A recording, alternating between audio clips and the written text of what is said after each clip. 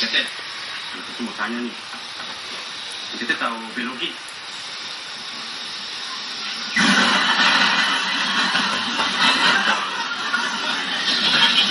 Tete, kalau sosiologi?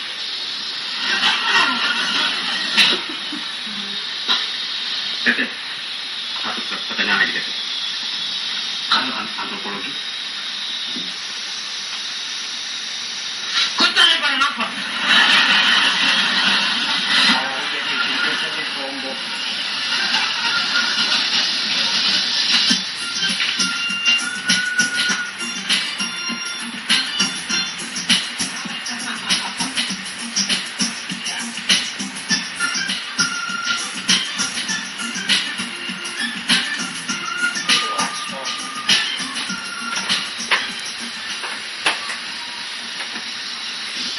Sorry cucu, kau tahu pelajaran berenang logi? Begitu saja kau tidak tahu. Cucu, kalau kau tidak tahu pelajaran berenang logi, kau tenggelam logi, terus kau mati mau logi.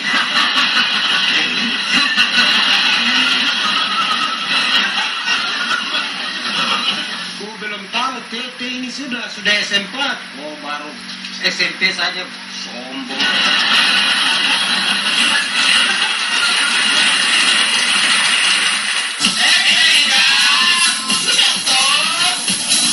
Yap, itulah Epen Cupen, sebuah judul sketsa komedi asal tanah Papua. Epen adalah singkatan kata dari emang penting, sedangkan Cupen adalah singkatan kata cukup penting. Mungkin istilah Epenkah, Cupento, jika disulis suara dengan logat ibu kota akan menjadi emangnya penting. Yoi, penting banget sob. Sketsa komedi Epen Cupen ini mengangkat cerita-cerita lucu yang terjadi dalam keseharian masyarakat di tanah Papua. Istilah populernya adalah Mop Papua. Kasih foto semama pun listrik ini. Iya, jadi tadinya bulan ini ibu bayar 100.000.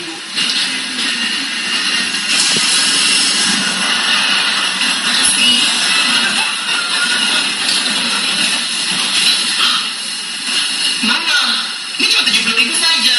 Masih kurang 30.000 lagi. Yang 30.000 tuh mama suruh pakai untuk beli lilin karena listrik tinggal mati-mati terus ini. Gitu. Masih. Istilah Mop Papua mulai ada sejak zaman Belanda bercokol di Papua. Ketika itu, misionaris serta guru-guru datang dari Belanda melakukan mop untuk menimbulkan tawa dan mencairkan suasana. Kini, istilah mop sudah melekat dalam keseharian orang-orang Papua. Cerita-cerita Mop Papua umumnya diangkat dari kisah nyata masyarakat Papua ketika berinteraksi dengan kebudayaan baru yang masuk ke tanah Papua. Biasanya, Mop Papua diceritakan secara lisan atau lewat tulisan. Namun, dalam sketsa komedi Epen Cupen ini, Mop Papua ditampilkan melalui media audiovisual.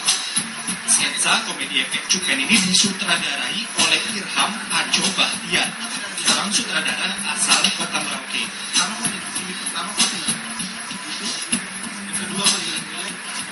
Awalnya tahun 2009, sutradara lulusan Institut Kesenian Jakarta atau IKJ ini mencoba membangkitkan semangat dan nilai yang terkandung dalam budaya Papua melalui sebuah film komedi berjudul Melodi Kota Rusa.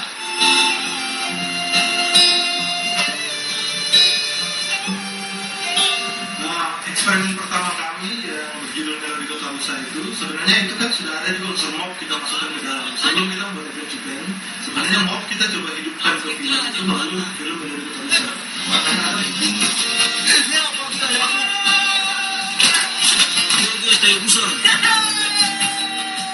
Film Melodi Kota Rusa garapan Aco ini mendapat sambutan luar biasa dari masyarakat Papua. Kesuksesan ini mendorong Aco terus berkarya dengan membuat sketsa komedi Epen Cupen. Dodi bersama Edi Masuroso menjadi ikon dalam sketsa komedi Epen Cupen 1 dan 2. Epen kau, Cupen kau.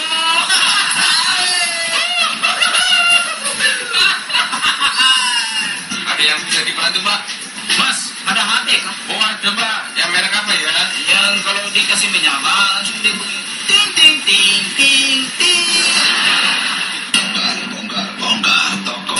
Masih bisa.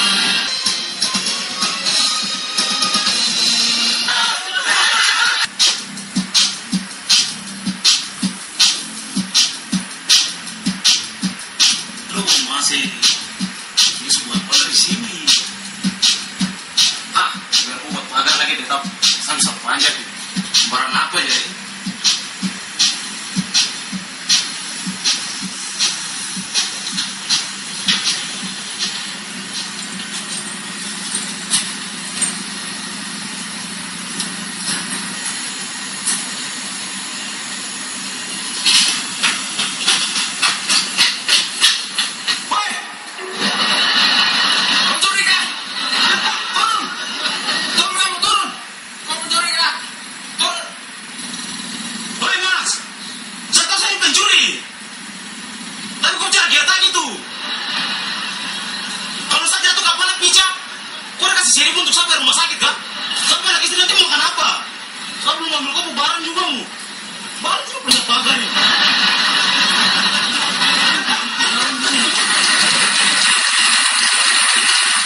Maop itu sendiri adalah sesuatu yang sudah lekat ya di masyarakat Papua. Jadi dari kecil turun-temurun tuh maop itu sudah dijadikan budaya di sini.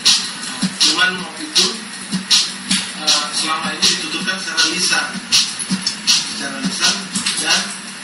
beberapa komedian yang coba mengangkat maop itu lewat lisan seperti ada almarhum Dr. Ciko dari Jayapura, kemudian ada Bung Toki dari Merauke.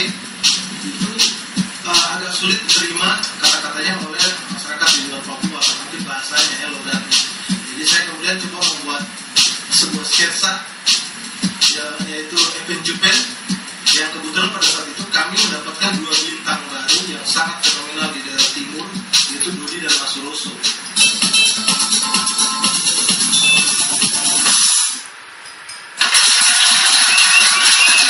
Dalam kemasan DVD-nya, sketsa komedi Epen Cupen ini diselingi dengan cerita mock dari seorang tokoh bernama Bung Toki. Sama tidak apa-apa bisa bilang tidak.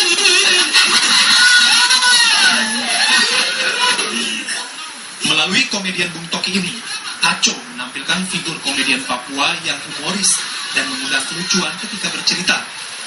Aksi Bung Toki ini dikemas oleh Aco menyerupai stand up komedi. Berapa dokter? Ini tagihan begini berapa? 4.500.000. Tuhan, berarti ini dia tipu saya.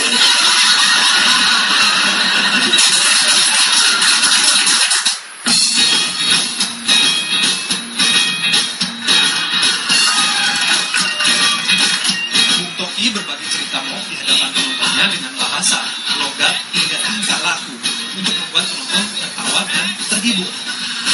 Untuk menjadi komedian seperti Bung Toki, tidak hanya harus pandai berakting ataupun bersilat lidah saja, namun harus menjiwai cerita yang dibawakan.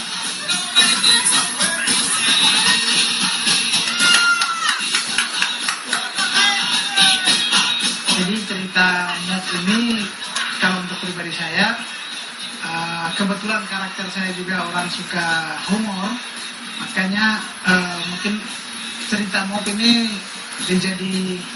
dijadikan motivasi untuk saya untuk bisa membagikan humor kepada orang lain. Artinya bisa berguyon sama siapa saja. Dengan mock ini juga saya bisa membangun komunikasi yang positif. Artinya kalau kita di Papua secara umum, warga masyarakat Papua, entah itu di utara, selatan maupun di gunung, kita 1-2 orang berkumpul, di situ ada orang Papua, pasti di situ akan terjadi komunikasi yang namanya mock.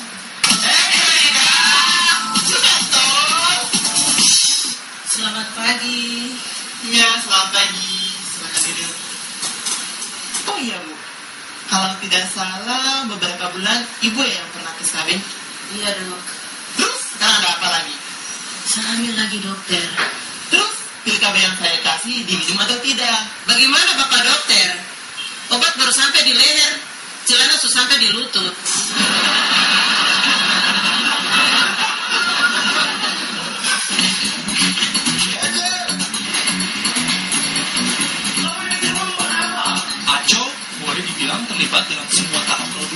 Cupen, mulai dari ide cerita hingga proses editing. Adegan-adegan yang memang sebenarnya kalau kita lihat biasa saja, ketika dibikin di editing tepat, bagaimana hasil reaksinya antara misalnya yang satu menegur dengan ekspresi lawannya, itu akan menghasilkan sesuatu yang lucu gitu. Dan setelah itu kita akan berikan suara orang tertawa seperti komedi-komedi seperti apa ya, kalau saya bilang seperti mungkin di Mr. Bean ya. Mr. Bean ada suara-suara tertawa seperti itu. Kita juga menambahkan seperti itu.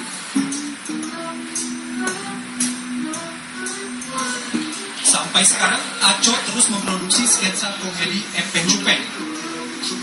Talenta-talenta baru pun terus bermunculan. Nato Geko misalnya. Komedian Epen Cupen episode 3 ini selalu belajar acting dalam kesehariannya.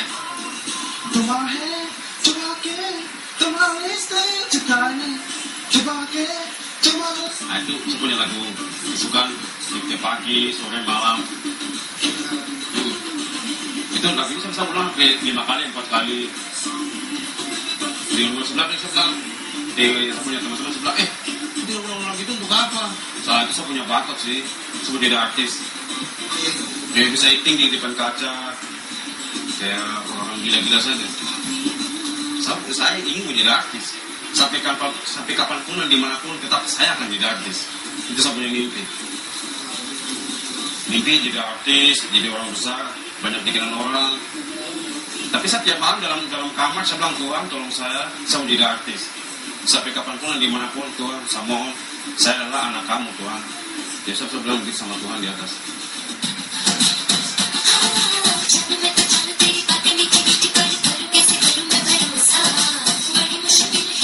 Lucu atau tidak lucu, itu relatif.